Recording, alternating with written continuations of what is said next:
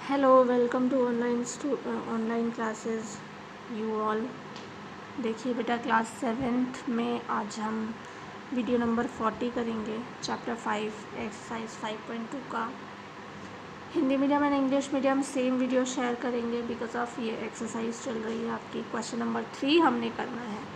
और question number 3 क्या है कि आपको एक डायग्राम दिया है जिसके अंदर आपको एक एंगल तो 125 दिया है और बाकी सारे एंगल्स आपको दिए नहीं हैं।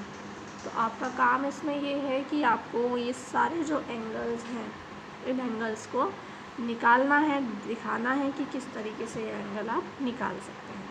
क्लियर है? समझ में आई आपको बात? तो देखिए, सबसे पहले हम लिखेंगे दिया क्या है हमें क्वेश्चन में, है ना, गिवन क्या है।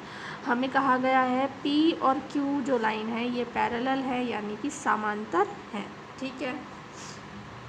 अब इसके बाद आप देखिए बेटा, सबसे पहले आपको यहाँ पर सिर्फ एक ही कोण दिया हुआ है 125। इस कोण के ही माध्यम से आपको बाकी सारे कोण निकालने हैं। ठीक है। तो सबसे पहले देखिए बेटा, ये एक सीधी लाइन है ना, सीधी लाइन है एक। और सीधी लाइन के दोनों जो कोण होते हैं जब जोड़ेंगे हम तो 180 आना चाहिए। तो 125 और E मिल करके क्या आना चाहिए? 180। क्या क्यों आना चाहिए बेटा? ये क्यों आना चाहिए बताइए? क्योंकि ये अगर आप देखेंगे, ठीक है, ये अगर आप देखेंगे बेटा तो ये क्या है, एक ही लाइन पर बनने वाले रैखिक कोण युग्म होते हैं, तो ये लीनियर पेयर ऑफ एंगल या रैखिक कोण होंगे।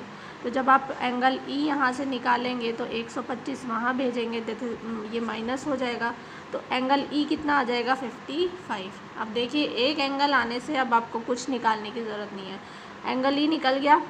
अब आप जानते हैं एंगल E के सामने एंगल F है, आमने सामने के एंगल है ये, आमने सामने के एंगल बराबर होते हैं। E 55 तो F भी क्या है? 55। लिख दीजिए वर्टिकली अपोजिट एंगल, यानी कि सम्मुख कोण है। ठीक है, कोई डाउट है यहाँ? नहीं। इसके बाद देखिए, आपको F पता चल गया कितना है, 55 डिग्री, है ना। F कितना है? 55। तो अब देखिए यहाँ Z बन रहा है कि नहीं बन रहा है ये Z? तो जो F होगा वही A होगा। तो F 55 है तो A भी कितना है? 55 है। क्यों है? अल्टरनेट इंटीरियर एंगल, यानी कि एकांतर कोण है क्योंकि। तो A भी आ गया आपका 55। अब जब A 55 है, A जब 55 है तो उसके सामने C वाला भी 55 होगा, है ना, क्योंकि ये क्या है? वर्टिकली अपोजिट एंगल, यानी सम्मुख कोण है।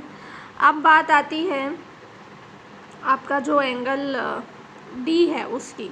तो देखिए, ये ऊपर वाला 125 है, यहाँ भी ऊपर वाला D है, बराबर होंगे, संगत कोण यानी कॉरस्पॉन्डिंग एंगल। तो एंगल D कितना आ जाएगा बेटा? कॉरस्पॉन्डिंग यानी संगत कोण होने की वजह से 125।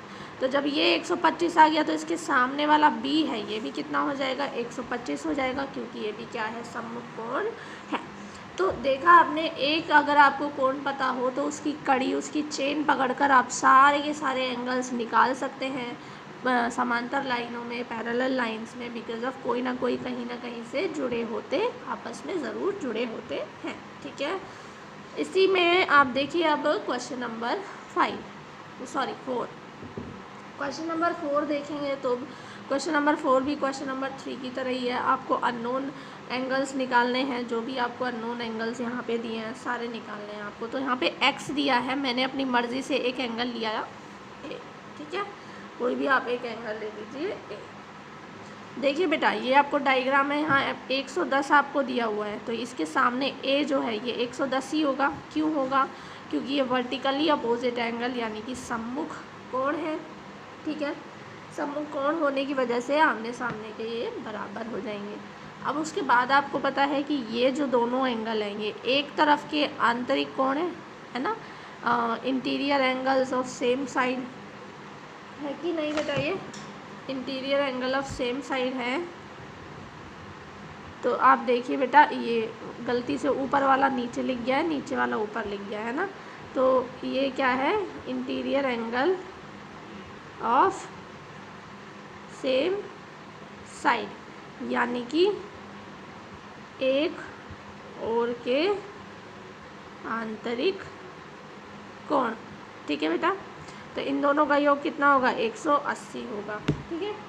अब आप देखिए, ए का मान तो आपको पता है 110 अभी निकाला हमने, है ना, और ये है एक्स की वैल्यू अगर आपको निकालनी है तो 180 में से 110 आप माइनस कर दीजिए, 70 आएगा, और ये आपका एक्स की वैल्यू यहाँ पर कंप्लीट आ जाएगी।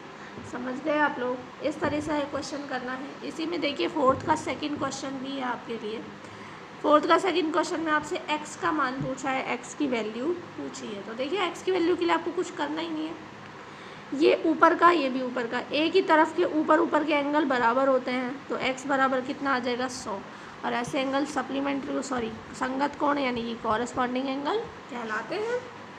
तो इसमें यहाँ पर कोई भी दिक्कत वाली बात नहीं होगी।